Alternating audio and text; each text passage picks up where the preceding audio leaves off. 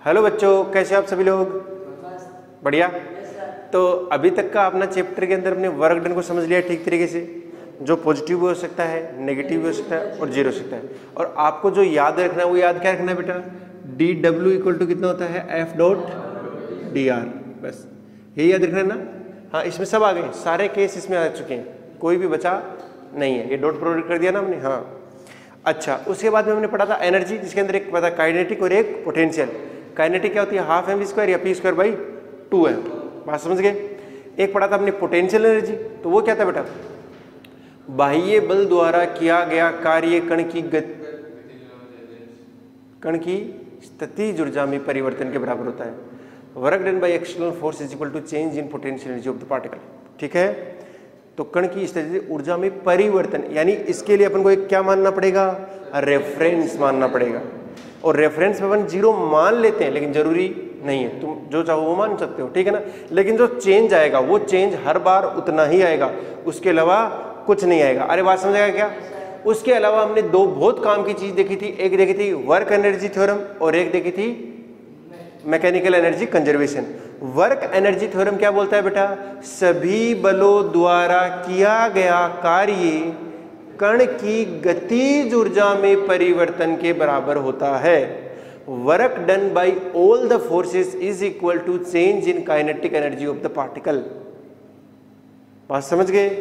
अच्छा, उसके बाद में ऑल में तो सारे ही आ गए, कंजर्वेटिव भी और अच्छा, अगर नॉन कंजर्वेटिव का वर्क डन 0 हुआ किसी दिन, तो अपन बोलेंगे कि वही चीज क्या बन जाएगी अब? Mechanical energy conservation.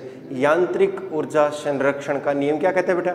अगर असंरक्षी बलों द्वारा किया गया कार्य 0 है, तो ये बहुत ही काम का स्टेटमेंट हो गए दोनों के दोनों। मैं बता रहा हूँ बहुत ज्यादा काम के स्टेटमेंट है, ठीक है ना। लेकिन सबसे इंपॉर्टेंट क्या है बेटा? Work energy theorem. बहुत ज्यादा चीज काम में आने वाली है।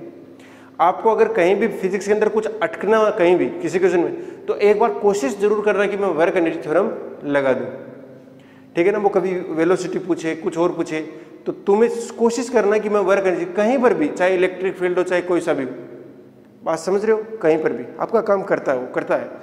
क्योंकि उसे कुछ नहीं चाहिए ना भाई, उसने बोलता कि सारे फोर्स आ गए, अब चेंज इन काइनेटिक एनर्जी दे दो, मैं तो बता दूंगा कितना हुआ सारे फोर्स का वर्क डन। अरे बोलो यस और नो।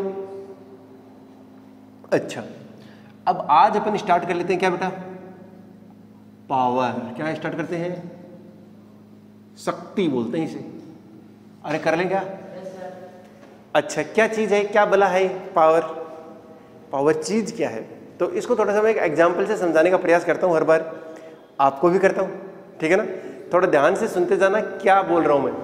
देखो बेटा, एक बिल्डिंग है ना, और 10 माला की बिल्डिंग है, यानी 10 मंजिल है, उसके ऊपर 10 फ्लोर हो गए, और उसकी ऊंचाई हो गई मान लेते हैं 50 मीटर। कितनी है? 50 मीटर। 5-5 मीटर का हो गया, हाँ ठीक है, 50 मीटर। कितनी हाइट है बेटा? 50 मीटर। मुझे हाइट से ही मतलब था। और मेरे पास एक बोरा है, क्या है? बोरा है, उसका मास कितना है? m। अगर मुझे इसको उठाकर यहां तक रखना होगा, इसको उठा के यहां तक रखना होगा, तो वर्क डन कितना आएगा बेटा? mgh आएगा कि नहीं आएगा? h अपने पास है, और मैं धीरे धीरे लेके जाऊंगा। ऐसा तो नहीं है कि सीढ़ियों पे भागता हुआ जाऊंगा, धड़ धड़ धड़ धड़, मैं एकदम स्लोली स्लो लेके जा रहा हूं। तो इसका मतलब है कि अगर कोई भी इसको लेकर जाएगा तो वो कितना वर्क डन करेगा? mgh। अब ना तुम्हारे पास 3 ऑप्शन है। 3 ऑप्शन में कौन कौन है? एक छुटकू सा बच्चा है 9-10 साल का, है ना, कितने का है? 9-10 साल का। एक पूरा भरपूर वयस्क है, लंबा तगड़ा, 21 साल का मानते हैं, चलो ठीक है। और एक है दादाजी, है ना, 68 साल के। 3 है अपने पास, एक छुटका बच्चा है, एक वयस्क आदमी है 21 साल का, और एक दादाजी हैं। अब क्या किया, ये जो बच्चा था इसको एक काम दिया गया, और इसने काम किया और पूरे 2 घंटे लगाए। कितना टाइम लगाया? जो बॉय है, बॉय, उसने कितना लगाया? 2 घंटे लगाए, ठीक है ना। लेकिन काम कर दिया, बीच में रुकते रुकते चलते फिरते काम हो गया लास्ट तक। और ये जो वयस्क था 21 साल वाला, मैन लिख दूं इसके लिए, है ना, हाँ, तो इसने कितना टाइम लिया बेटा? मात्र 20 मिनट। कितने लिए? 20 मिनट। और जो दादाजी थे, कौन? दादाजी, दादाजी ने ले लिया भाई 6 घंटे। कितने? 6 घंटे, क्योंकि उनको सांस की भी प्रॉब्लम थी, तो रुक रुक के जा रहे थे। अब ये बताओ, अब तुम्हें क्लियरली पता लग जाएगा, क्योंकि काम तो सबने सेम ही किया है, लेकिन जो डिफरेंस आ रहा है वो डिफरेंस किस में आ रहा है बेटा? टाइम में आ रहा है। तो जो जितना जल्दी काम करेगा उसके पास पावर उतनी ही ज्यादा होगी। आप ये समझ लीजिए, जो पावर किसके पास ज्यादा है? इसके पास सबसे ज्यादा पावर है ना। अपन जो फिजिक्स वाली पावर की बात कर रहे हैं, एक दूसरी पावर भी होती है कि आपका काम ऑफिस में गए, मान लो किसी ऑफिस में गए और एक तो 10 दिन हो गए धक्के खाते हुए, और आपके पास में एक आदमी है ऐसे सोने की चेन वेन पहन रखे, चश्मा लगा के, और उसने बोला उसका काम तुरंत हो गया, क्योंकि उसके पास क्या है बेटा? पावर है। पैसे की पावर हो सकती है। अरे समझ रहा है ना? यानी काम जिसका जितना जल्दी उसके पास उतनी ही ज्यादा पावर। अरे नहीं समझे क्या? जिसका काम जितना जल्दी उसके पास उतनी ज्यादा पावर। अब इसको फिजिक्स की भाषा में थोड़ा अच्छे से समझते हैं ना, वो लोकल लैंग्वेज की भाषा में नहीं। पावर का मतलब हुआ बेटा कि काम फटाफट हो जाना चाहिए। इसका मतलब है कि उसके पास उतना ही ज्यादा स्टेमिना भी होगा। अब इनमें से स्टेमिना की बात करेंगे तो इसी के पास सबसे ज्यादा है बेटा। अरे है कि नहीं है? हाँ, तो ये पावर सीधा सीधा रिलेटेड किससे होगी बेटा? टाइम से तो है, मतलब स्टेमिना से भी तो होगी सीधा सीधा। अरे होगी ना कि स्टेमिना, अगर मैं तुम में से बात करूँ कि किसके पास ज्यादा पावर है, तो अपन ये देख लेंगे किसके पास स्टेमिना ज्यादा है। सही बात नहीं है क्या? उसके लिए मैं क्या करवा सकता हूँ? दौड़ करवा सकता हूँ कि हाँ भाई दौड़ो तुम, तो जो फर्स्ट आएगा उसके पास पावर ज्यादा है, सीधा सीधा हो ही जाएगा। क्लियर बात। उसेन बोल्ट का नाम सुना होगा आप लोगों ने थोड़ा बहुत, जो 100 मीटर का स्प्रिंट दौड़ता था, है ना। 100 मीटर का भी, 200 का भी, 400 का भी, शायद ये सारे दौड़ता था, लेकिन बहुत सारे गोल्ड भी जीतता था, फर्स्ट जाता था। इसका मतलब ये था कि बाकी सभी की तुलना में उसके पास थोड़ा सा स्टेमिना ज्यादा था। नहीं आ जाएगा समझ में? थोड़ी पावर उसके पास में क्या थी? ज्यादा थी। अब ये एग्जाम्पल आप हमेशा याद रखना, जब भी पावर आएगा तो याद रखना कि खेल टाइम का है। टाइम जिसने कम लिया उसके पास पावर ज्यादा, ऑटोमेटिकली पावर ज्यादा ही होती है बेटा, ठीक है ना। जिसने टाइम कम लिया उसके पास पावर क्या हो गई? ज्यादा। तो अपन अब फिजिक्स के अंदर जो लिखते हैं वो लिखते हैं बेटा क्या? Power is equal to work upon time. अब ज्यादा अच्छा इसको ऐसे बोलो, कार्य करने की दर, कार्य करने की दर, rate of work done, rate of work done,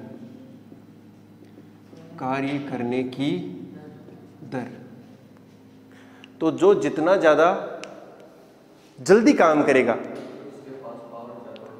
अब ये तो हो गया बेटा एवरेज पावर। क्या हो गया? Average power. दो पावर होती है, एक तो होती है एवरेज पावर। एवरेज पावर क्या होती है? Total work divide by total time. Work done कर लेना उसे। किसी फोर्स के निकालनी है तो उस फोर्स का टोटल वर्क डन निकाल दो और उसमें किसका डिवाइड कर दो?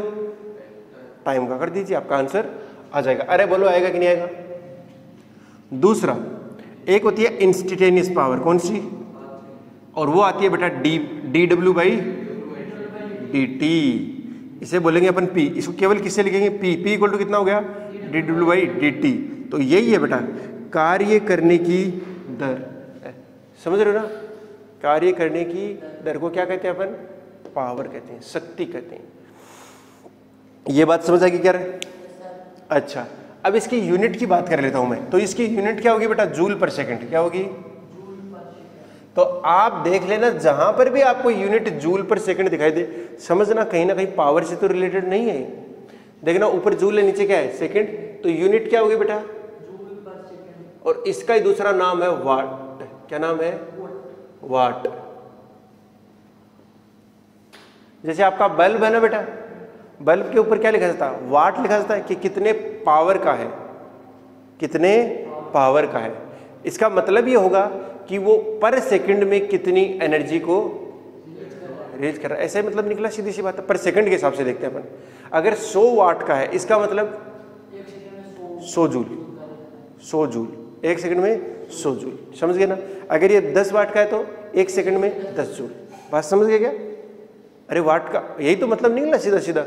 हाँ, अपन ये भी निकाल देंगे। अपन वो तो खैर 12वीं क्लास में निकालते हैं कि बिजली का बिल कितना आया, है ना। वो तो 12वीं क्लास की बात होगी, या 10वीं क्लास में तुम करके आए हो। उसके ऊपर बात नहीं कर रहा हूँ, लेकिन यूनिट क्या होगी, जूल पर सेकंड। एक और होती है बेटा, व्यवहारिक बोलते हैं उसे एचपी बोलते हैं, उसे क्या बोलते हैं, एचपी, छोटा एच आता है वैसे, एचपी, हॉर्स पावर। देखो यूरोप में ना तब पहले मोटर जब नहीं बनी थी, और तब क्या करते थे, सामान ढोने के लिए क्या करते थे, घोड़े का यूज करते थे।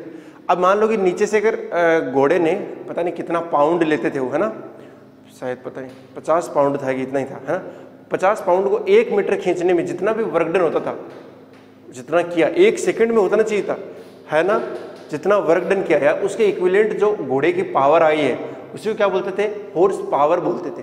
अब बात में, क्योंकि उन्हें अब मोटर के लिए डिफाइन करना था, तो मोटर के लिए उन्होंने किसका यूज किया कि घोड़े का। जितनी देर में मतलब घोड़े ने उतना काम किया, उतने में अगर मोटर कर देती है तो मोटर की क्या बनेंगे, 1 HP हो गया, उसका भी 1 HP के बराबर हो गया। अगर मोटर आधा करता है तो आधा HP, अगर मोटर 2 गुना कर देती है तो 2 HP, 10 गुना कर देती है तो 10 HP।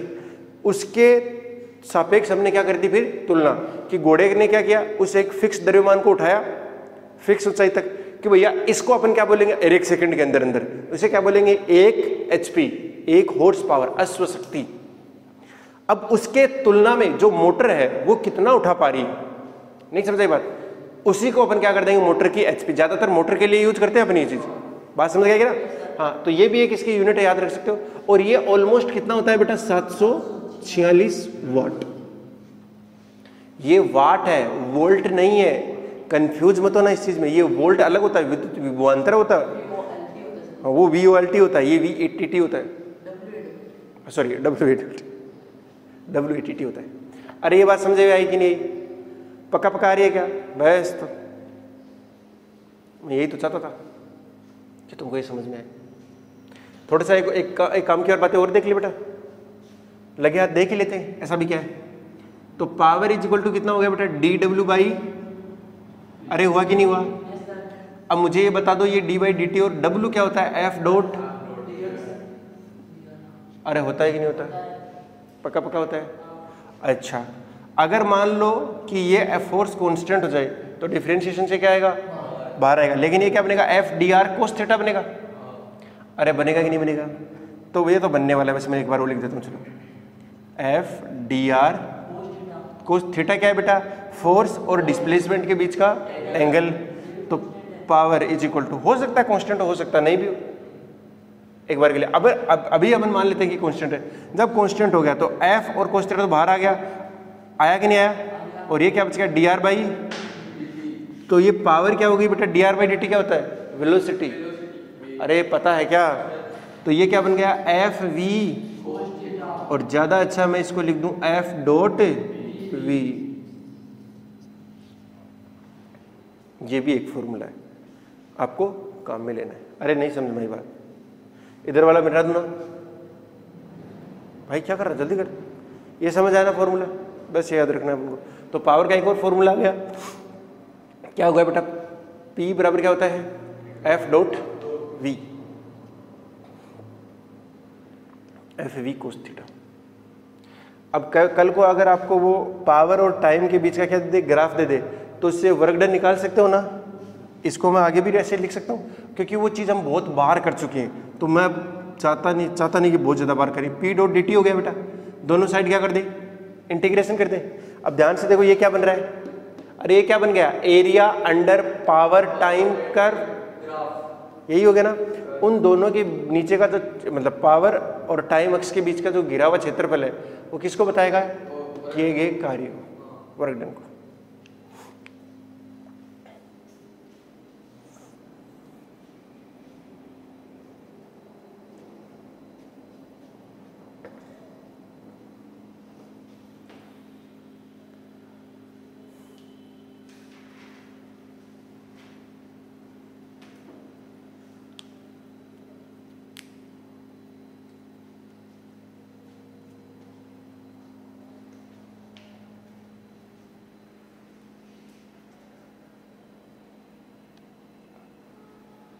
अब तो हो गया होगा इधर वाला नोट।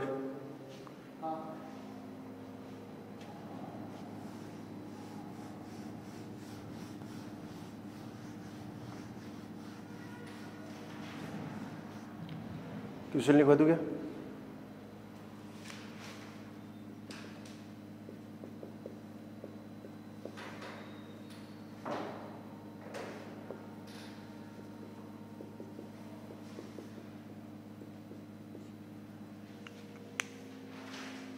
लिख लो, इक्वेशन लिख लो।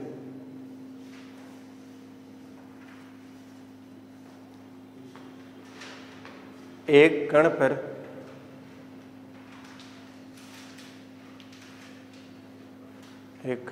एक बल कार्य कर रहा है, एक कण पर एक बल कार्य कर रहा है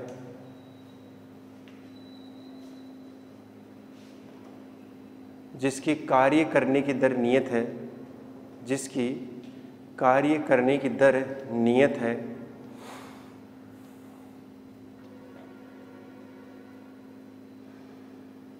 कार्य करने की दर नियत है। माना कण का प्रारंभिक वेग u है, माना कण का प्रारंभिक वेग u है, माना कण का प्रारंभिक वेग u है तथा अंतिम वेग v है, तथा अंतिम वेग v है, तथा अंतिम वेग v है। u से v होने में, u से v होने में यह x दूरी तय करता है, u से v होने में यह x दूरी तय करता है। बेटा समझ आ रही बात? u से v होने में यह x दूरी तय करता है। ये बात समझ आ क्या? तो सिद्ध कीजिए कि कण द्वारा लिया गया समय निम्न होगा। तो सिद्ध कीजिए कि कण द्वारा लिया गया समय निम्न होगा।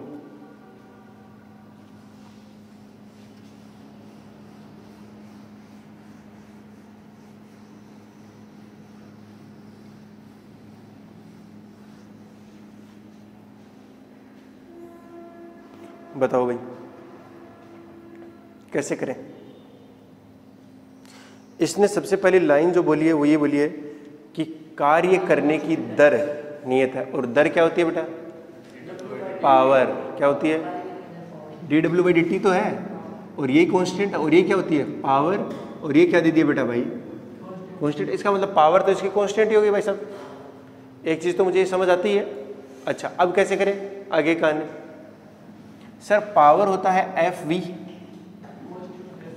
अगर समान दिशा में लग रहा है ना, वेग u से बढ़कर v हो गया, वो भी 1 हो गया मतलब, ठीक है ना? अच्छा तो इसके ऊपर एक बल भी लग रहा है। अरे लग रहा है कि नहीं लग रहा? तो F बराबर क्या लिख दूं मैं? तो ये तो कांस्टेंट है कि नहीं है? ये तो कोई कांस्टेंट है, ये तो चीज कांस्टेंट हो गई। तो इसको मैं एक बार P लिखूंगा, कोई दिक्कत नहीं है ना। लेकिन इसको क्या लिख सकता हूं मैं? F को ma इंटू वी बराबर कोई कांस्टेंट C। अरे यार बोलो, पक्का पक्का?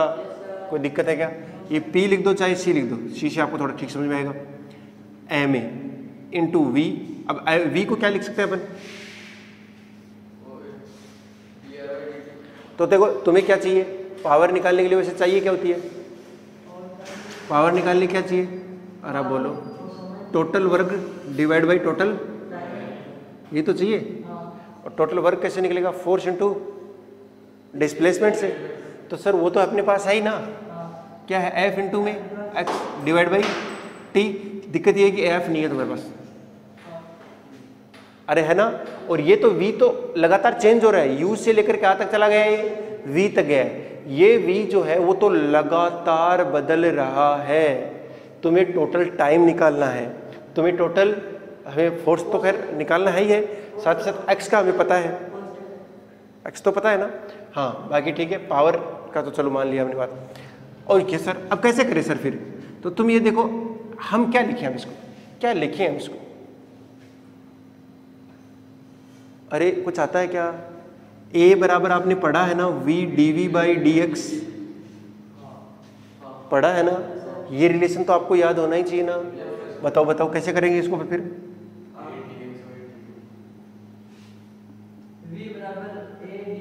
v dv बराबर dx, यही हो गया क्या? पक्का? अच्छा तो क्या मैं इसकी जगह रख दूं a की जगह? क्या v dv/dx रख दूं क्या? फिर पूरा पूरा रख देते हैं, एक बार देखते हैं। मतलब ये तो करने की जरूरत नहीं थी। m इंटू में a की जगह क्या रख दें? v dv/dx, और dx को मैं इधर ले जाऊं। अरे बोलो यार। हाँ तो ये क्या बना? m v² dv बराबर c dx। c तो कांस्टेंट हो गया, जब x का मान 0 है तो ये इसका u है, और जब ये x हो गया तो कितना हो गया, v हो गया। तो ये क्या बनेगा, m v क्यूब बाई 3 बनेगा क्या, तो 3 तो बाहर आ गया, तो v cube minus u cube बराबर cx। एक इक्वेशन तो यहाँ से आई कि नहीं आई, आई गई। अच्छा दूसरा टाइम का भी अपन को भी कुछ पता है क्या, पता ही नहीं बेटा, क्या पता है टाइम का, कुछ पता है तुझे, नहीं पता है, कैसे निकालेंगे टाइम फिर, क्योंकि सर टाइम ही तो निकालना है, टाइम ही तो निकालना है, और वो इसके बराबर आना चाहिए कि नहीं आना चाहिए, आना चाहिए। तो क्या मैं एक काम कर सकता हूँ, तुम मुझे बता सकते हो क्या एवरेज पावर कितनी आएगी, टोटल वर्क डन बता सकते हो क्या, मैं बता सकता हूँ, चेंज इन काइनेटिक एनर्जी, क्या लगा दी मैंने, वर्क एनर्जी थ्योरम। अरे उसमें सभी का होगा, तो अपने पास जो एक फोर्स लग रहा है उसी का देखना है, और तो कोई लग भी नहीं रहा, तो वो कितना आ जाएगा, half M V square minus U square. अरे आया कि नहीं आया, ये क्या आ गया, टोटल वर्क डन, वो चीज आई कि नहीं आई। तो मैं देख इन दो चीजों को लिख रहा हूं, अरे लिख दूं क्या बेटा, हाँ total work done upon total time ही तो करना है, हाँ लेकिन तुम्हारे पास में ये c की वैल्यू आई कि नहीं आई, तुम्हें c तो चाहिए था ना, c बराबर कितना आ गया, या पावर की वैल्यू कितनी है, तो पावर ही तो है c, तो c की वैल्यू कितनी है, m अपॉन 3x इंटू में v cube minus u cube. तो c इक्वल टू है w अपॉन, अगर एवरेज की बात करूं तो वो तो कांस्टेंट ही है, तो इंस्टेंटेनियस और एवरेज दोनों इक्वल ही आएगा, c इसको रख देते एक बार, तो t बराबर आएगा w अपॉन c आएगा, तो t बराबर कितना आएगा, w कितना है 1/2 m v square minus U square divided by c की वैल्यू रखनी है ना मुझे, और c की वैल्यू है m बाई 3x इंटू में v क्यूब माइनस, तो m से m गया और 3x ऊपर भाग गया, 3x डिवाइड बाई 2, इसको लिख दो v minus U v plus U, और नीचे वाला बन गया v cube a cube minus b cube, और ये बनेगा v माइनस यू इंटू में V square plus U square plus U V, इससे ये कैंसिल आउट हो गया। आपका जो आंसर है v प्लस यू, 3 ये रहा, x ये रहा, डिवाइड बाई 2 इंटू में V square plus U square plus U V, यही है क्या, ठीक है फिर हो गया, ये टाइम आ गया। कुछ भी नहीं किया मैंने, अगर तुम ध्यान से देखो तो क्या किया बेटा, मैंने कुछ किया क्या, मैंने कुछ किया है क्या, मैंने P को लिख दिया FV, यही तो है, F के जगह MA लिख दिया, फिर A की जगह क्या रख दिया, V dV बाई dx रख दिया, फिर वहां से मैंने क्या कैलकुलेट कर लिया, C आ गया मेरे पास में पावर, और वो तो कांस्टेंट है, और तो कांस्टेंट है तो टोटल भी क्या होगा, तो total work done by all the forces, यहाँ एक ही लग रहा है F, तो उसका क्या हो जाएगा, चेंज इन काइनेटिक एनर्जी, ये तो ध्यान में ही रखना है भाई। अच्छा प्रश्न था, अरे ठीक है समझ में आया बेटा, ये हमें अब ध्यान से पता लग गया ना कि फिजिक्स के अंदर आपको मैथ आना कितनी जरूरी हो गया, और हम उस मैथ से आगे पीछे ऊपर नीचे करके कैसे भी बाएं दाएं से पूछ सकते हैं, समझ रहे हो। वो फॉर्मूले का मतलब लिखना आना चाहिए, ए का मतलब ये होता है, लिख दिया भाई, ये लो कोई कर रहा हूँ मैं, कोई फिजिक्स लगा रहा हूँ बहुत ज़्यादा, बस यहाँ तक खत्म हो गई थी अपनी फिजिक्स लगाना, अब आगे तो सोल्व करने का काम था, अरे समझ रहे हो ना, हाँ। लेकिन जो कंसेप्ट क्लैरिटी अगर तुम्हारे मन में है ना, और मैथ थोड़ी बहुत ठीक ठाक आती है, तो आपके फिजिक्स में अच्छा स्कोर बनेगा, पहले बताता हूँ। लेकिन इंपॉर्टेंट क्या है, कंसेप्ट क्लैरिटी, वो होना बहुत जरूरी है बेटा। कंसेप्ट क्लैरिटी के बगैर पर्सन हिलने वाला नहीं है, वो रहेगा, उसके बाद में मैथ लगाएंगे ना। अब तुमको पता ही नहीं है कि P इक्वल टू एफ होता है तो कहाँ से लगेगा, और वो कैसे होता है, कब लगता है, कब नहीं लगता है, ये सारी चीज़ें तो आपको देखनी पड़ेंगी बेटा। अरे बोलो यस और नो, पक्का पक्का, ठीक है जी। एक क्वेश्चन है बेटा, लिख लो। एक कार का इंजन कार को अधिकतम P मैक्स शक्ति दे सकता है। A engine of a car can give maximum power P max. ऐसे देखो यहाँ लिखा है, एक कार का इंजन कार को अधिकतम P मैक्स शक्ति दे सकता है। Engine of a car can give maximum power P max to the car. ठीक है, लिख दिया। आगे लिखो फिर इसके अंदर, हवा द्वारा लगने वाला घर्षण, हवा द्वारा लगने वाला घर्षण इसके वेग के समानुपाती होता है। और उसको ऐसे लिखना है एफ एयर बराबर माइनस अल्फा वी। ये दिया है, पूरा का पूरा हवा द्वारा लगने वाला घर्षण ही दिया है। And the friction by air is directly proportional to velocity. तो हवा द्वारा लगने वाला घर्षण कितना हो गया बेटा?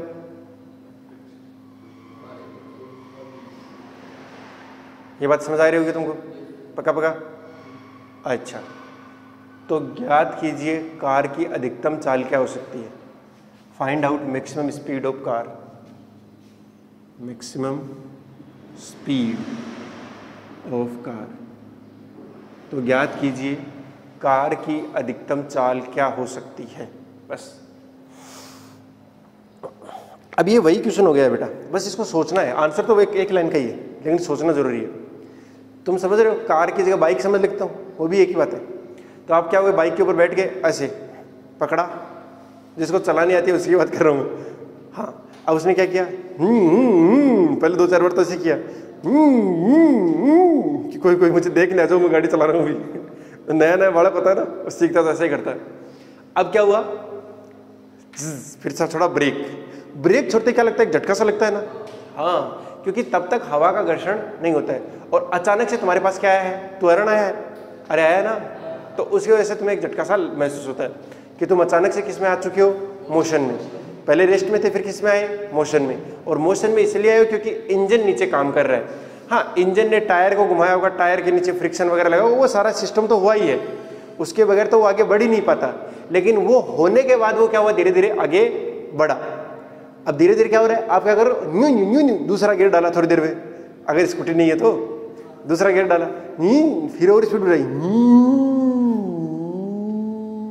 तीसरा डाल दिया, चौथा डाल दिया, 80 तक पहुंचा दिया तुमने। 80 से ऊपर नहीं जा रहा, फिर कितनी कोशिश कर लो चाहिए, फिर चाहे तुम ऐसे ऊपले नीचले, ऐसे ऊंची नीची टेढ़ी बैठी कैसे भी कर लो, 80 से ऊपर नहीं जाएगी। मतलब अगर उसकी मैक्सिमम लिमिट कितनी है 80, तो उससे ऊपर नहीं जाएगी। तो वो 80 पहुंच गए भैया। अब तुम ये सोचो कि भैया इंजन तो फोर्स लगा ही रहा है, उसकी वजह से तो एक्सेलरेशन आना ही चाहिए, अपना पेट्रोल तो खत्म हो ही रहा है ना। अरे हो रहा है कि नहीं हो रहा, धीरे धीरे अपना पेट्रोल खत्म हो रहा है, इसका मतलब इंजन फोर्स लगा रहा है। फिर तो इसका मतलब फोर्स की वजह से क्या आना चाहिए, एक्सेलरेशन, और एक्सेलरेशन की वजह से क्या आना चाहिए बेटा, स्पीड बढ़नी चाहिए। नहीं बढ़ रही। हाँ, हवा का क्या लग रहा है बेटा, फ्रिक्शन लग रहा है।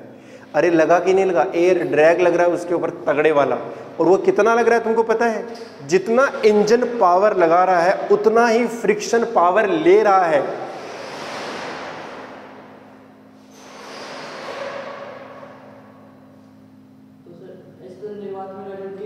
हाँ, उसमें नहीं रुकती। इसीलिए तो जो एस्ट्रॉयड वगैरह होते हैं ना, उनकी स्पीड देखना 600-700 किलोमीटर पर सेकंड हो जाती है, पर सेकंड, बहुत स्पीड जाते हैं।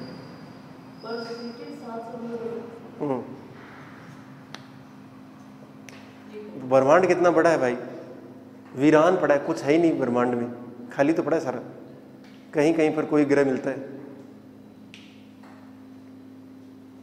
अच्छा ठीक है ना।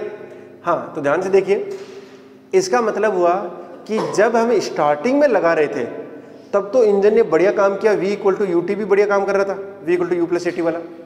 लेकिन थोड़ी देर बाद में क्या हो गया, काम नहीं कर रहा, क्योंकि इंजन फोर्स लगा रहा है, स्पीड बढ़ नहीं रही है। जा कहाँ रहा है, इंजन जो पावर दे रहा है वो जा कहाँ रही है, फ्रिक्शन के अंदर। वो पावर तो दे रहा है लेकिन वो फिर फ्रिक्शन में ही काम आ रही है, उसकी स्पीड बढ़ाने काम नहीं आ रही है। तो समझ रहे हो ना, तुम्हारी जो जितनी भी गाड़ियाँ चलती हैं वो सब के सब हवा को ही काट रही होती हैं कुल मिलाकर, ठीक है ना, उसी में उनका सारा पेट्रोल खत्म हो रहा है।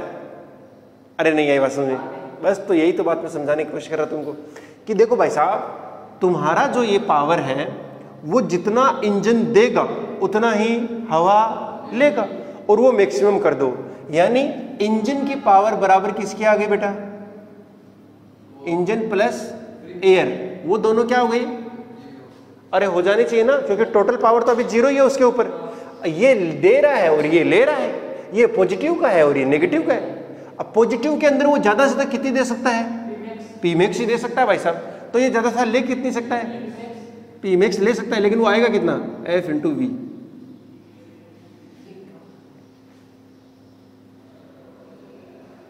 नहीं है बस में देखो, अगर तो इसको प्लस में लिख देता, ऐसे लिख दे, एफ डॉट वी तो लिख सकता है, फोर्स इंटू वेलोसिटी, यही होता है। अरे अभी पढ़ा ना। और एंगल कितना है? देखो वेलोसिटी है आगे की तरफ और फ्रिक्शन लग रहा है पीछे की ओर, ये है वेलोसिटी। तो एंगल कितना बनेगा? 180। तो पी मैक्स बराबर माइनस एफ वी बराबर क्या आ गया? 0। और ये पी मैक्स है तो ये भी वी मैक्स है, तो पी मैक्स बराबर क्या हो गया? एफ। एफ कितना है? अल्फा इंटू में वी मैक्स का स्क्वायर बन जाएगा। अरे एफ की जगह क्या रखना है? अल्फा इंटू वी रखना, तो ये वी स्क्वायर बनेगा, बट उधर चला गया ना। कौन है? अरे अल्फा, अरे मैंने क्या बोला? हवा द्वारा लगने वाला जो घर्षण है वो माइनस अल्फा है। इसका मतलब माइनस का मतलब ही दिखा रहा है वो पीछे की ओर लग रहा है। बात समझ गए ना? माइनस का मतलब ही क्या है कि वो पीछे की ओर लग रहा है। छोड़ो। हाँ, तो वी मैक्स कितना आएगा बेटा? Under root P max upon, ये आंसर। बट ये चीज क्लियर होनी चाहिए कि अंदर हुआ क्या था मामला, तभी ये क्वेश्चन हो पाएगा।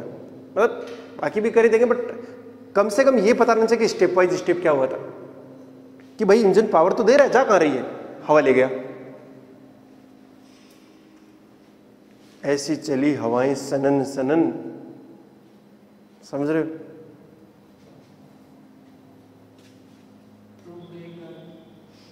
कल रात को मैंने एक जोक पढ़ा, थोड़ी देर मुझे उसके पढ़ने पे हंसी भी आई। वैसे तुमको भी सुना दूं क्या? तुम नोट कर रहे हो तब तक सुनाई देता। देखो बेटा, एक बार ना एक पति था, उसने क्या किया, रसोई में गया और रसोई में जाके उसने ब्रेड ली और ब्रेड के ऊपर एकदम ग्रीन चटनी होती है ना, वो लगाई और लगा के खा गया मस्त। अंधेरा था थोड़ा सा, बढ़िया तरीके से खा गया। और थोड़ी देर बाद में घर में मचा तांडव। और तांडव मचा ना तो पति बेचारा एक कोने में जाके दुबक के बैठ गया, क्योंकि उसकी पत्नी पूछ रही थी कि मैं मेहंदी की थैली लेके आई थी, वो कहाँ है? मिल नहीं रही है मुझे।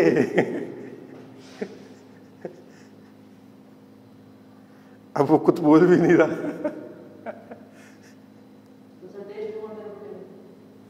हाँ, ये मैंने भी सोचा। फिर मैंने सोचा अगर जोक का मतलब क्या निकलेगा, वरना नाम ही जोक दे दिया तो।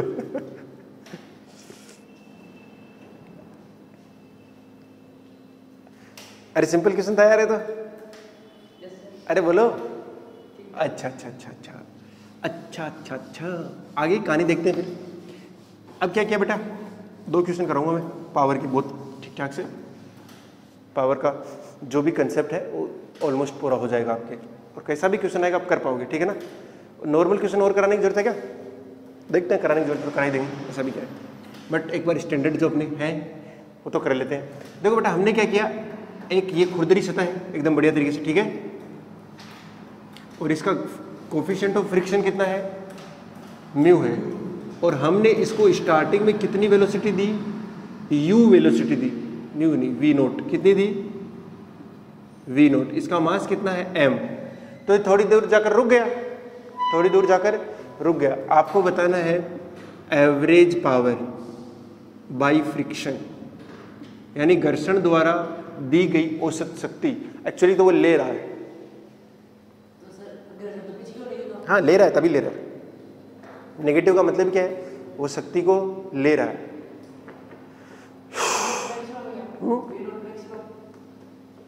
वी, अरे भाई धीरे धीरे जीरो नहीं हो जाएगा? स्टार्टिंग में वी नोट है, फिर रुक जाएगा। तो तुम्हें क्या निकालना है? टोटल वर्क डन निकालना है और डिवाइड बाई टाइम कर देना, आपका आंसर हो जाएगा। टोटल टाइम भी तो करना है, बता कितना आएगा? फिर मैं दूसरा क्वेश्चन कराता हूं।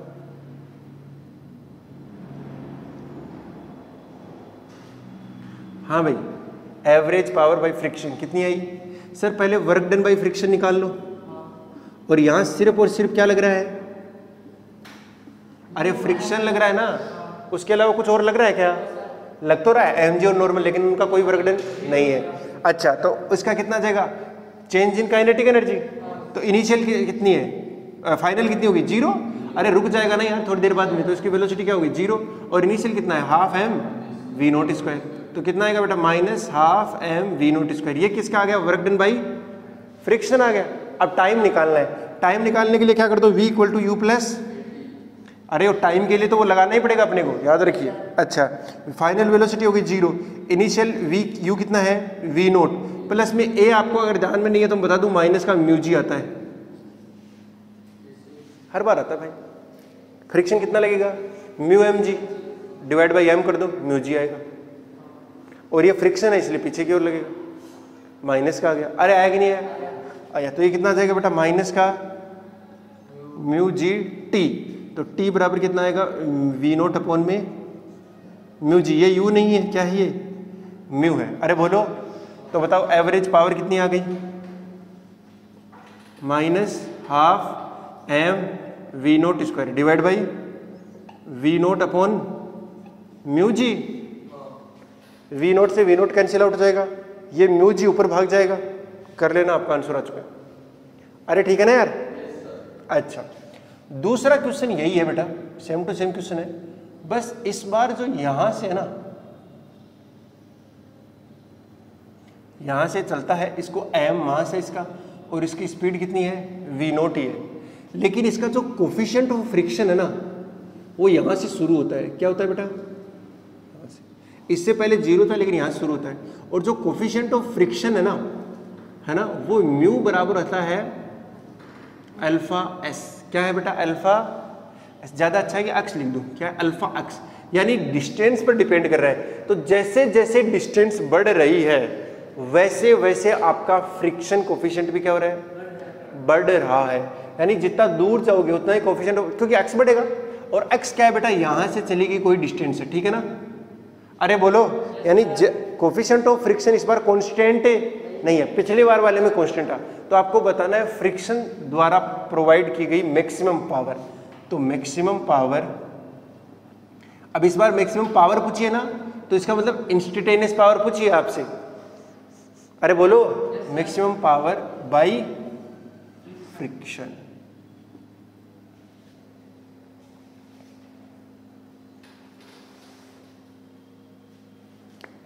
उधर वाला नोट हो गया तो मिटा दूं मैं? अरे मिटा दूं क्या? पक्का पक्का मिटा दूं?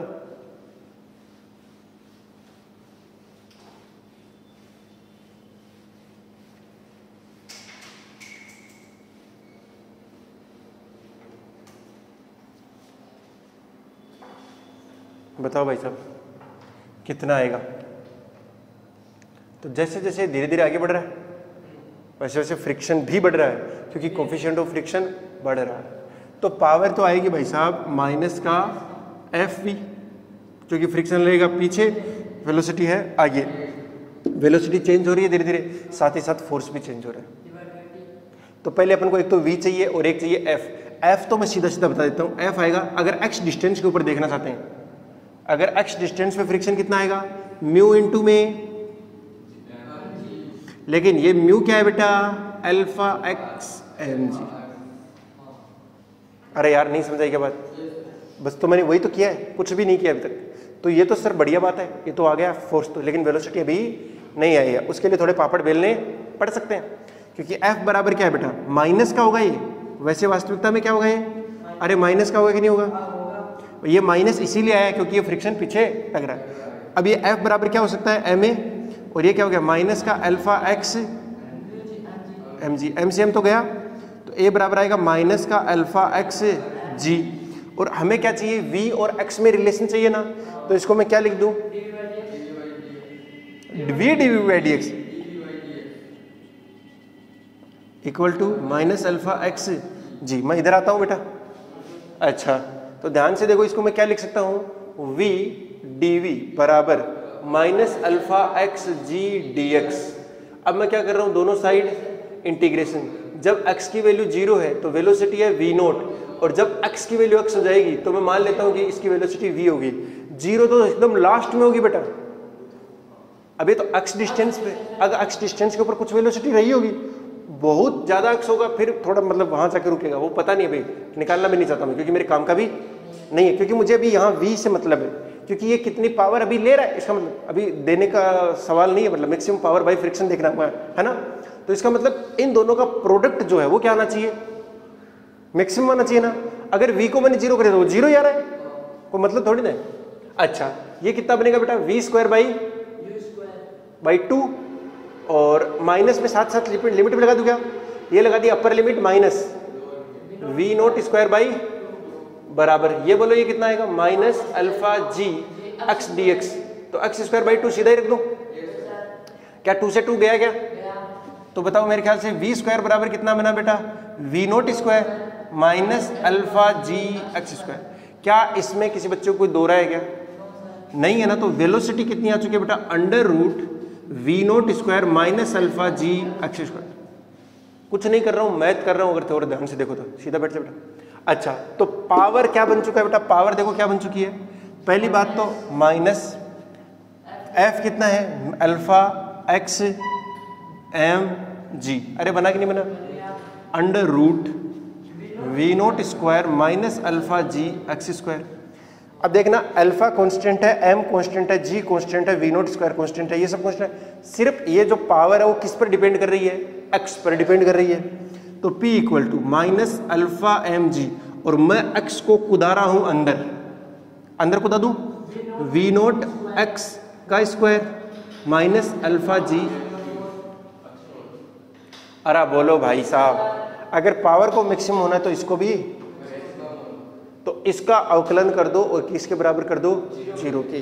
कर दूं क्या, मैं कोई और फंक्शन मान लेता हूं fx, और वो कितना है बेटा, V naught square X square minus alpha G X raise to power 4।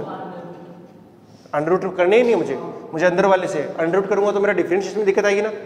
अरे मतलब दिक्कत तो क्या आएगी, वो नीचे आएगा और वो थोड़ा और पेचीदा बनेगा, मैं सीधा ही कर देता हूँ। बोलो एफ डेस एक्स बराबर क्या आएगा, 2 V naught square X minus 4 alpha G X cube equal to 0।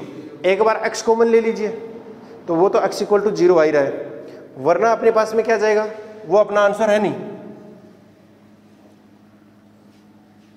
अरे समझ रहेगा, आगे रखो इसके अंदर, तो ये कितना बनेगा, 2 वी नोट स्क्वायर बराबर 4 अल्फा जी एक्स स्क्वायर।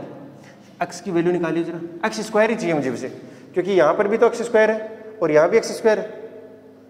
अरे आ जाएगा ना पावर मैक्सिमम, तो एक्स स्क्वायर की वैल्यू कितनी आई बेटा, नहीं वी नोट स्क्वायर अपॉन में 2 अल्फा जी, एक्स स्क्वायर की वैल्यू कितनी आ गई, इतनी। और ये वैल्यू आप इस वाले फॉर्मूले में रख दो, आपका मैक्सिमम पावर आ जाएगा। बोलो कहाँ रखूँ, किधर रखूँ, थोड़ी जगह तो बता दो मुझे, इधर रख दो क्या, हाँ तो इधर बताओ मुझे कितना आएगा, पी मैक्स इक्वल टू, बोलो बोलो, माइनस अल्फा एम जी, और साथ में क्या है अंडर रूट के अंदर वी नोट स्क्वायर इनटू में एक्स स्क्वायर की जगह बोलो बोल रहे अपॉन जी माइनस अल्फा जी, और इसका स्क्वायर हो गया वी नोट की पावर 4 अपॉन 4 अल्फा स्क्वायर जी स्क्वायर। इसको थोड़ा एक बार सोल्व करना, ये नीचे 4 आ रहा है और नीचे 2 आ रहा है, तो नीचे 4 ही बच जाएगा। अरे अल्फा जी से अल्फा जी तो गया ना, यही तो चीज़ बन गई। तो ये मैक्सिमम पावर कितनी आएगी, minus alpha M G under root कितना बनेगा बेटा की पावर 4 अल्फोन 4 अल्फा जी अल्फा जी। बस ये है इतना, आंसर आ गया भाई, आंसर आ गया। अगर किसी बच्चे को कोई समझ में नहीं आया तो मैं फिर से एक बार समझा देता हूँ। हमने क्या किया बेटा, ये ऐसा क्वेश्चन था, तो फ्रिक्शन का जो पावर है वो कितना आएगा, माइनस एफ वी आएगा।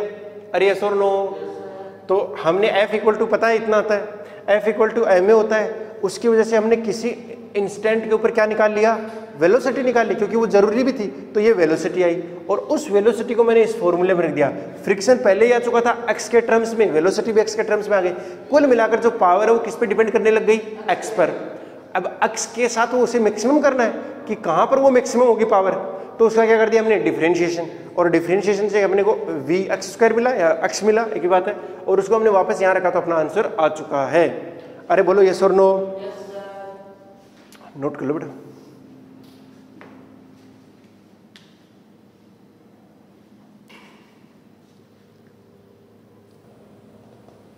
ओके, अभी मैं आपको एक आईआईटी में आया हुआ क्वेश्चन लिखवा रहा हूँ, है ना, आप लिख लीजिए, लिखो। एक पंप को किसी दिए गए पाइप के द्वारा, एक पंप को किसी दिए गए पाइप के द्वारा, किसी दिए गए पाइप के द्वारा पानी निकालने में उपयोग करते हैं। अरे कुल मिलाकर एक पंप है और एक पाइप है, उससे क्या निकाल रहे हैं, पानी निकाला जा रहा है बड़े तरीके से, उपयोग में करते हैं, निकालने में उपयोग करते हैं। ठीक है, लिख लिया? आगे लिखो, समान पाइप द्वारा समान समय में, समान पाइप द्वारा समान समय में, समान पाइप द्वारा समान समय में n गुना पानी प्राप्त करने के लिए, n गुना पानी प्राप्त करने के लिए मोटर की शक्ति को कितने गुना बढ़ाना पड़ेगा।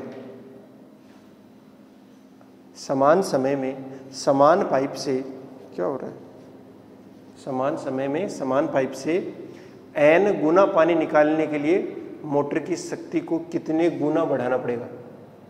मतलब आपको अंतिम पावर चाहिए कुल मिलाकर। बात समझ गए क्या?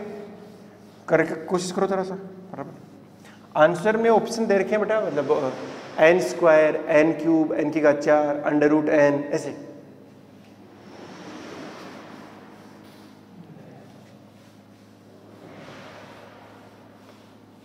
बताओ जरा। अरे देखियो जरा, यहाँ पे कुछ है क्या? वही देखियो, कुछ चुभ रहा है, चींटी वगैरह तो नहीं। अच्छा, क्या बोल रहा है बेटा, एक पाइप है अपने पास में, है ना, और यहाँ मोटर लगी हुई है और इससे पानी खींचा जा रहा बड़े तरीके से, तो इसकी पावर कितनी है, P। अब आपने क्या किया, वही मोटर है तो उसकी ये P इनिशियल होगी और ये P फाइनल, और ये पाइप भी वही है, उससे कितना पानी फेंकना चाहिए, n गुना फेंकना चाहिए, n गुना फेंकना चाहिए। कर पाओगे इसको? बताओ जरा फिर जरा। तुम ये सोचो कि पाइप जैसे ये होती है ना बेटा, अरे ये होती है ना, हाँ, तो ये कितना पानी आयतन के हिसाब से तो फेंकती है। पहले मान लो कि v लीटर फेंक रही है, v तो वेलोसिटी लेते हैं ना, पहले मान लेते हैं कितना फेंक रही थी बेटा, उसके दोबारा कितना फेंकनी चाहिए, nx, अरे n गुना कर दिया। पहली बार में कितना फेंकनी चाहिए थी, x लीटर, इस बार कितना फेंकेगी, nx लीटर फेंकेगी। तो जब बेटा x लीटर फेंक रही है तो तुम बता सकते हो क्या कि ये आयतन कितना आएगा। एक बार ये सोचो, ये आयतन कितना आएगा सर, इसका क्रॉस सेक्शनल एरिया कितना है a, और इसकी लंबाई कितनी है l, और ये l पता है कितना आता है, ये तो दूरी होगी, डिस्टेंस हुई ना, और डिस्टेंस को क्या लिखते हैं, वेलोसिटी इनटू टाइम। और अगर टाइम 1 सेकंड ले लिया बंदे दोनों के लिए, तो ये क्या आ गया, वेलोसिटी आएगी नहीं है, यानी ये जो x आया है वो क्या आ गया, av। अगर किसी बच्चे ने पढ़ा है कि नहीं पढ़ा पता नहीं, तो a1 v1 बराबर a2 v2 होता है, इक्वेशन ऑफ कंटिन्यूटी, अगर थोड़ा बहुत याद हो तो वो वैसे यहाँ से आता है। तो अपने पास में क्या आ गया, स्टार्टिंग में कितना वॉल्यूम फेंक रहा है पानी का, 1 सेकंड के अंदर av आ गया, a क्रॉस सेक्शन एरिया और v उसकी वेलोसिटी है। और अब फाइनल, ये अक्स इनिशियल हो गया, मतलब इनिशियल वॉल्यूम हो गया, और फाइनल वॉल्यूम कितना हो जाएगा, nav। अरे होगा कि नहीं होगा, पक्का पक्का होगा, कोई दिक्कत है किसी बच्चे को, नहीं है ना। तो पहली वाली पावर जो थी वो कितनी आएगी बेटा, फोर्स इनटू में, अरे यार पक्का पक्का यही होगा क्या, अच्छा अब बताओ जरा, फोर्स कितने की जरूरत पड़ेगी तुमको, कितने फोर्स की जरूरत है भाई, तुम्हें तो पावर चाहिए वैसे, सेम फोर्स से तो काम चलने वाला, क्योंकि वेलोसिटी भी बढ़ चुकी है, अब तो वेलोसिटी ही बढ़ानी पड़ेगी। इसमें और इसमें a तो कांस्टेंट है ना, पहले वेलोसिटी v थी, अब कितनी हो गई है, nv। अरे स्टार्टिंग में वेलोसिटी कितनी थी, v थी, अब कितनी हो जाएगी फाइनल, NV। तो इसके लिए कितनी पावर चाहिए? कुछ नहीं है, बस पहले V वेलोसिटी से आ रहा है पानी, अब कितनी वेलोसिटी से आएगा? NV वेलोसिटी से आएगा। तो बता दो ना कि NV हो जाएगा, मतलब N गुना ही होगा। N गुना से तो पावर नहीं बढ़ने वाली। कुछ होगा? कुछ निकाल पाएंगे हम इसमें?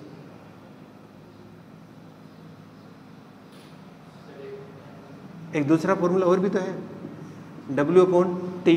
टाइम तो दोनों के लिए क्या है? सेम है, लेकिन वर्क डन दोनों का क्या है? अलग अलग है कि नहीं? तो इनिशियल वर्क डन कितना हो गया बेटा? mgh। अरे यार mgh, m कितना होता है?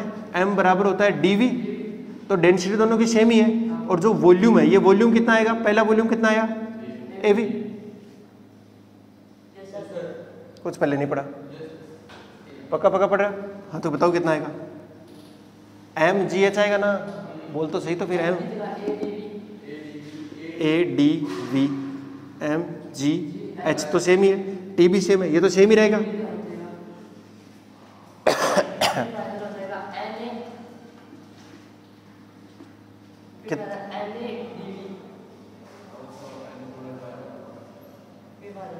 v फाइनल NADV, बस इतना ही मास आया क्या? अच्छा,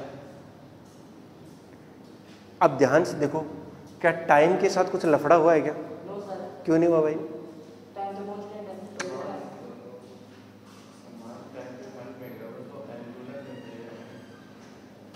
n गुना फेंक देगा तो पावर क्या n गुना हो गई?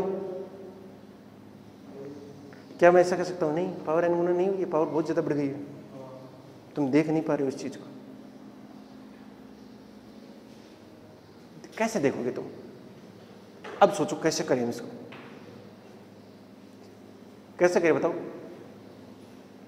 अरे बता भाई कैसे करेगा?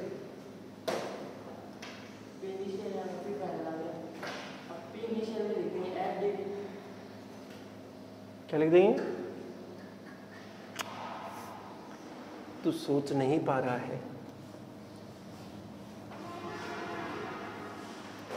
तू सोच नहीं पा रहा है बेटा। नहीं सोच, अब सोच, बता ना कैसे करेंगे इसको, कैसे करें? यहाँ मोटर लगी हुई मस्त तरीके से। हाँ हाँ, एक्स मान लेंगे, पहले में एक्सलेटर निकाला, अब ये उसी टी टाइम में एक्स NX निकालेगा।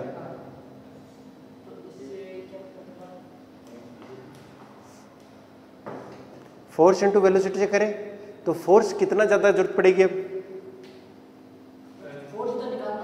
वही तो निकालना है, तो निकालो फिर, क्योंकि वेलोसिटी बढ़ी कि नहीं बढ़ी? अगर वेलोसिटी बढ़ी है तो फोर्स भी बढ़ाना, ये तो बात है ना। तो फोर्स कितने गुना हो गया? कितना? हाँ तो कितना गुना हुआ? फोर्स भी ज्यादा हुआ होगा, सीधी सी बात है, फोर्स भी ज्यादा हुआ होगा। कितना? एनी गुना होगा फोर्स, पक्का? मास भी तो बड़ा है। F बराबर होता है बेटा dp भाई। आपको कुछ याद नहीं आ रहा है, लेकिन फोर्स कितना होता है? संवेग में परिवर्तन की दर। टाइम तो मान सकते हो आप यूनिट है, लेकिन आपको लिखना तो पड़ेगा ना। और ये कितना होता है? m इंटू में क्या गिरा रहे हो? m इंटू में वेलोसिटी, NV आएगा क्या? लेकिन मास भी तो बढ़ गया है, वो भी क्या हो चुका है? n हो गया या नहीं हुआ? मास भी बढ़ा है और वेलोसिटी बढ़ी है, टाइम तो मान लिया कि मैंने यूनिटी हो गया। तो ये कुल मिलाकर जो फोर्स है वो कितना हो चुका है? n² बढ़ा है। अरे इनिशियल का n² बढ़ा कि नहीं बढ़ा? अच्छा, तो पावर इज इक्वल टू होता है F इंटू में V। तो ये कितने गुना बढ़ा है? n², और ये कितना? n। तो पावर कितने गुना बढ़ गई है बेटा? ये आंसर है। नहीं आई बात समझ? तो ये ऐसे समझ, पहले पानी ऐसे रुका हुआ है और उसको उठा उठा के फेंक रहा है, तो रेस्ट से उसमें क्या आ रहा है? संवेग, मोमेंटम आ रहा है कि नहीं आ रहा? तो मोमेंटम में चेंज लाने के लिए फोर्स तो लगा होगा उस पानी पर। मैं पूरा भी बता सकता हूँ, ऐसी कोई बात नहीं है। जैसे पाइप है ना, अरे है कि नहीं है, बताओ इसका वॉल्यूम कितना होगा बेटा, V बराबर ए इंटू में कितना होगा वॉल्यूम बराबर कितना होगा, ए वी इंटू में टी। अरे एरिया इंटू में डिस्टेंस होता है, तो ए इंटू में वीटी आया कि नहीं आया। अच्छा ये वॉल्यूम हो गया। तो मास कितना हो गया, m बराबर dv, d तो कांस्टेंट है लेकिन वॉल्यूम क्या हो गया, a v t। ये इतना मास हुआ कि नहीं हुआ। अब इसके पास वेलोसिटी आई कि नहीं आई। तो इसके पास में जो चेंज इन मोमेंटम है वो कितना होगा बेटा, m v, अरे बोल, d a इंटू में v t इंटू में v का क्या बन जाएगा, d a v square into में t। अब अगर तेरे को फोर्स निकालना है तो वो dp बाई t होता है, t से t कट जाएगा तो कितना आएगा, d a v स्क्वायर, और यहाँ एक v और था तो टोटल क्या हो गया, v क्यूब हो गया। अब पानी अगर v 3 गुना स्पीड से तो आ ही रहा है, मतलब n गुना स्पीड से, सीधी सी बात है n क्यूब के समानुपाती हो गया। मैं कह रहा हूँ तुम्हें चीज वही लगानी है, बस ये याद करने की जरूरत थी।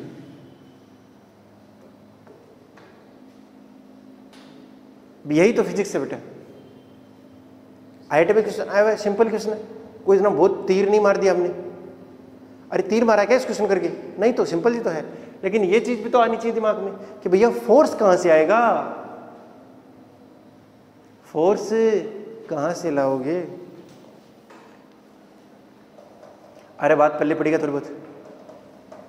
अच्छा अगर पल्ले पड़ गई तो 1-2 क्वेश्चन और लिखवा देता हूँ, फिर नोट करोगे इसे, कर लो फिर फटाफट, छोटा सा ही नोट कर लो स्पीड से। और मैं उम्मीद करता हूँ कि अगला क्वेश्चन तो तुम कर ही दोगे। ये IIT NIT में आए हुए क्वेश्चन है, मतलब JEE और मेंस में ऑर्डिनेंस।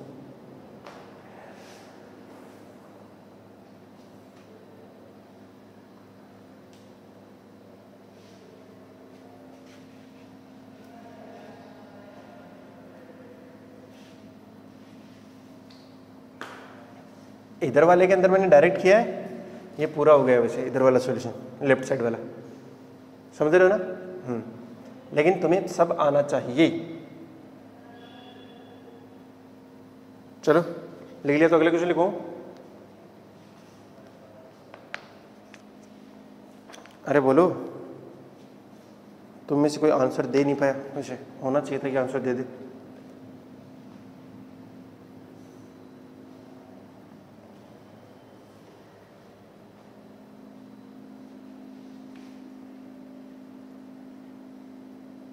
जल्दी करो भाई।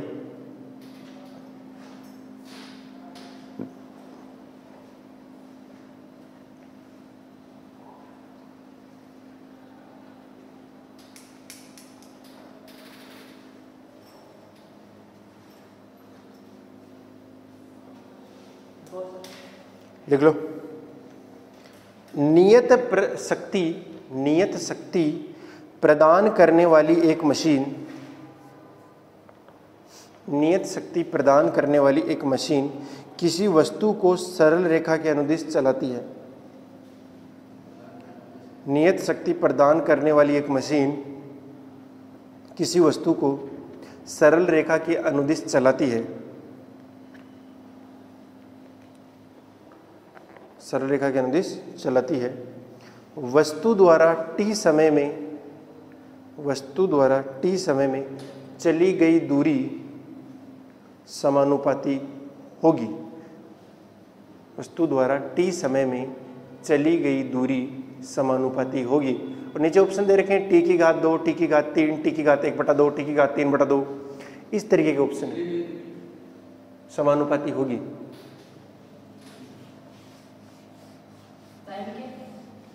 टाइम के, हाँ टाइम के किस पावर में समानुपाती होगी, बताओ भैया जरा कोशिश करो।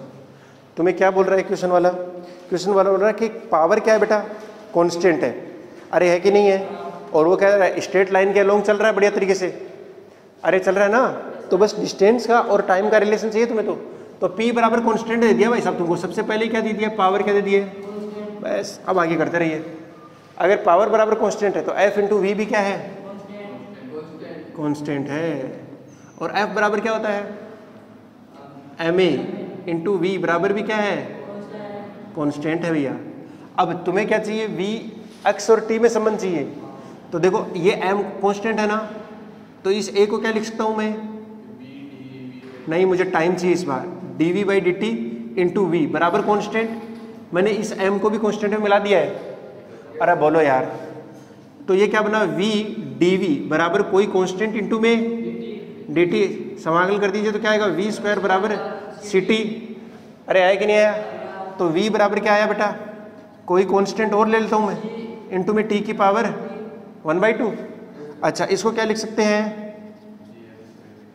अरे वही तो डिस्टेंस है।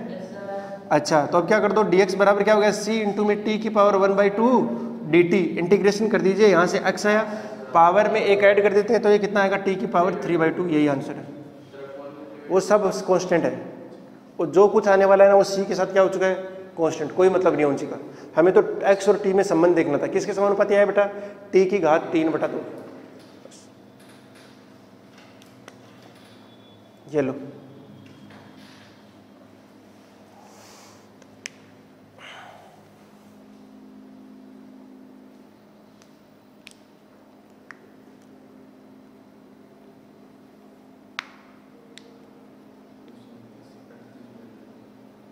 अड़तीस का हो गया, ठीक है फिर इतना ही करते हैं आज, है ना, 1 घंटे का तो हो ही गया। अरे ठीक है ना बेटा, तो हमने पावर भी देख लिया है, यानी मोटा मोटा सारे कंसेप्ट देख लिए। अभी कंसेप्ट और बचे हैं, जैसे इक्विलिब्रियम बचा हुआ आपका, स्टेबल अनस्टेबल न्यूट्रल, ये इक्विलिब्रियम बचा हुआ है। लेकिन उससे पहले अपन एक बार एक क्वेश्चन लगा लेते हैं थोड़े से, है ना, 1-2 लेक्चर में, फिर वो लास्ट में अपन इक्विलिब्रियम वाले क्वेश्चन भी लगा लेंगे। अरे बोलो कोई दिक्कत है क्या, नहीं है ना, ठीक है बेटा। चलो wishing you all the very best, मिलते हैं नेक्स्ट क्लास में, तब तक के लिए बाय, जय हिंद।